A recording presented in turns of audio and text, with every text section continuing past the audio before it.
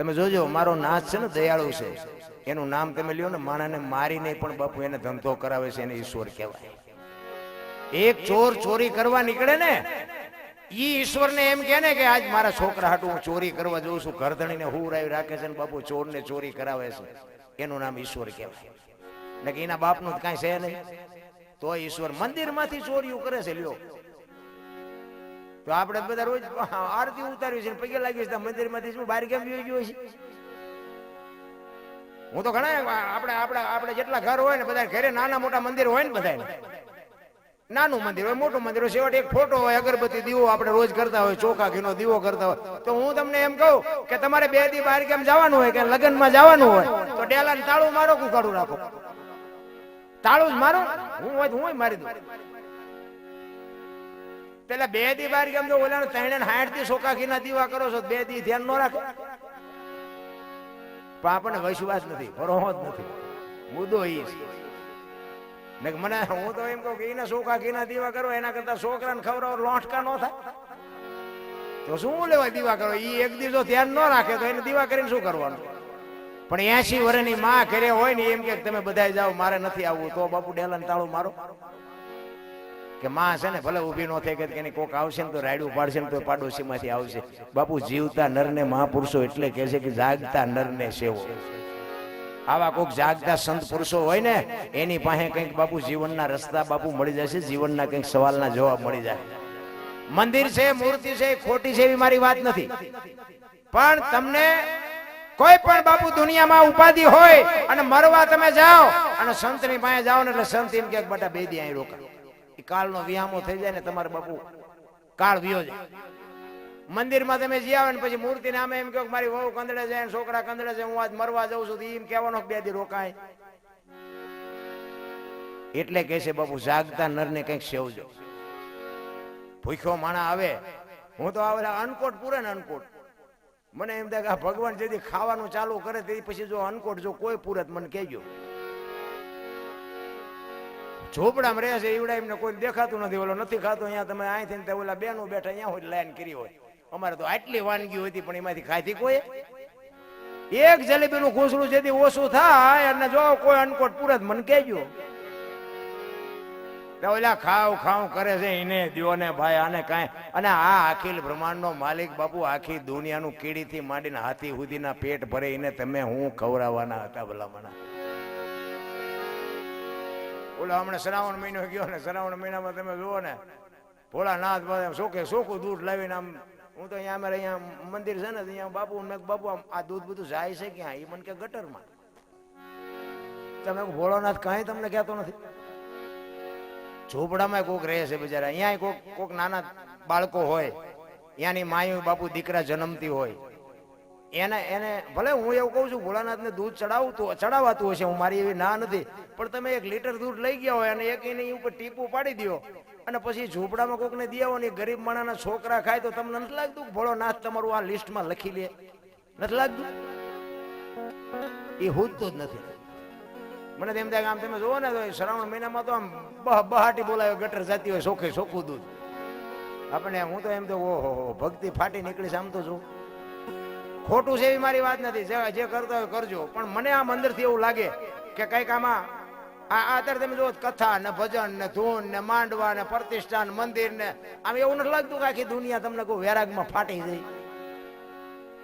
તો હું એમ કહું છું કે આટલી બધી ભક્તિ થાય છે તો પછી આ બગાડ કાં નથી અટકતો? બગાડ એટલો કે આ ખૂન ને મારામારી લૂંટ ફાટ ને આ છેડતી કરવાની, બેનું દીકરી ઉપાડી જવાની, આમાંથી કાંઈ ઘટ્યું હોય તો મને કયો. આટલું તો આપડા ગઢ કરીએ નહોતા. આ ખોટું છે એવું આપણે નથી કહેતા.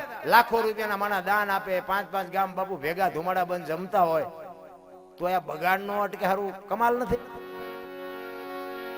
કઈક ઊંધું થતું એવું નથી લાગતું મારી તો? કેવું કોને? ચિત્તની શાંતિ, મનની પ્રશંસા, દિલની દાતારી, ગુંગડાની રોજના ટાઢિયા તાવ ને ટાઢા એટલું માલિકોરથી આવે.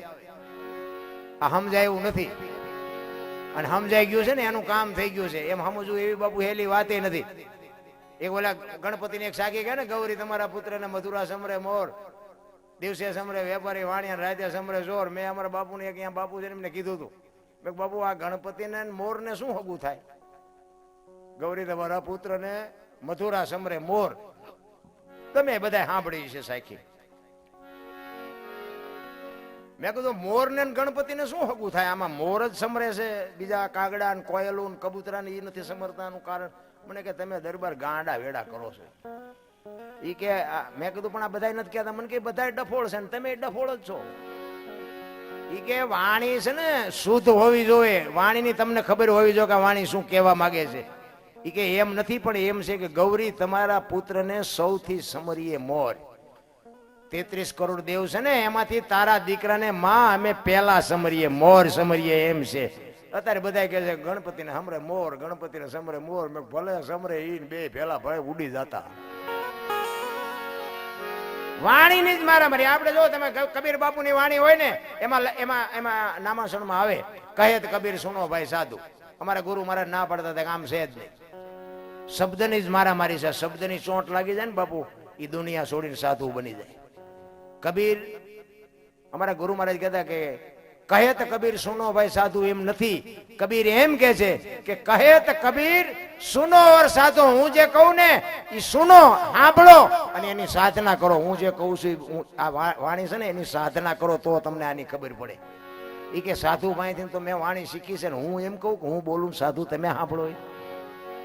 પણ જ્યાં તમે સાંભળો એ સાંભળજો. બધા એ જ કે છે કહે કબીર સુનો ભાઈ સાધુ, કહે કબીર સુનો ભાઈ સાધુ. બધું આમ જ હાલ્યું છે. એક જગ્યાએ મેં ભજનમાં ગયા હતા, હું ભજન ગાતો હતો, વારું મારા વીરા રે સંગ નો કરીએ નીસ નો. એક ભાઈ પૈસા મીઠા નાખો. એક ગામનો ભાઈ બંધ હતો ને, મારી પડખે બેઠો હતો. મને કે દરબાર આ કોઈ પૈસા નાખે નહીં, પણ નાખે છે. મેં ભાઈ બંધ કરવાનું કહેતો હોય તો આપણે બંધ કરી દઈએ, આપણે કઈ ગાવું નથી. એ કે ના ના એવું નથી, તમે ગાઓ. હું તો ગાતો હતો. પછી વળી ઘડીક ફરીને આવ્યો પૈસા નાખવા. પછી અમે આમ બહાર ગયા ને, રાઉન્ડ પૂરો થયો એટલે ભાઈ આવ્યો અમારી ભાઈ. તો ઓલા ભાઈએ પૂછ્યું કે તું કોઈ દી પૈસા નાખ ને કેમ પૈસા નાખતો હતો? એ કે નાખવું તે ના દરબાર કે મારા દુશ્મન ને ગાળ્યો દેતા હતા, મને મોજ આવી કે પૈસા તેમાં નાખતો. એટલે મેં કીધું ભાઈ હું ગાળ્યું બાળ્યું કઈ નથી બોલ્યો. મેં કીધું અરે કે બોલતા હતા મને ખબર છે ને. એટલે પણ મેં તું કઈક મને સમજાય તો ખરો, મેં ક્યાં ગાળ બોલ્યો? મને કે તમે નથી કહેતા કે વારું મારા વીરા રે સગનો કોળી નીચનો. મેં કહ્યું સગનો કોળી નીચનો નહીં, સંગ નો કરીએ નીચનો. નોખા પાડ તું વહા બીજાના ભંગવી નાખી. હવે સમજાય નહીં તો બાપુ ડખાડ થાય. અને આમ જ આયલું છે સાચું. બુદ્ધિનો વિષય જ નથી આ. બુદ્ધિ વિજ્ઞાનનો પૈસાનો વિષય જ નથી આ. તો બાપુ છે ને માણાની સવારામ બાપાએ કીધું આ દેહની દશા મટે ને પછી સમજાય. હું દરબાર ને હું પટાલ ને હું કોળી ને હું ભરવાડ બધા હો ને નાચ ચાલીને બેઠા આમ ગઈ નાખું તેમ કે કોઈને કોઈથી કઈ નથી નથી. પછી ઓલા ઘણા એમ કે અરે મારી નાખું જેલ તો મળદ હાટું છે. એ માલભાઈ જી આવ્યા એને પૂછો. એક બે મારા ભાઈબંધ છે ને માલકોર થી આવ્યા છે. મને કે દરબાર આમ જો જે કે કરજો પણ બાકી આ ધંધો ન કરતા.